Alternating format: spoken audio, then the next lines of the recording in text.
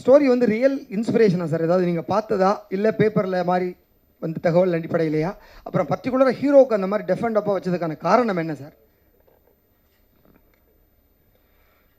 அந்த இன்சிடெண்ட் வந்து ரியலாக நடந்தது.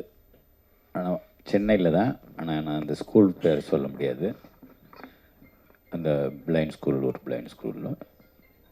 ஒரு அடுத்து என்ன கேட்டீங்க? ஏன் பேச வைக்காத ஒரு ரோல் கொடுத்துருக்கீங்க? அவருக்கு வந்து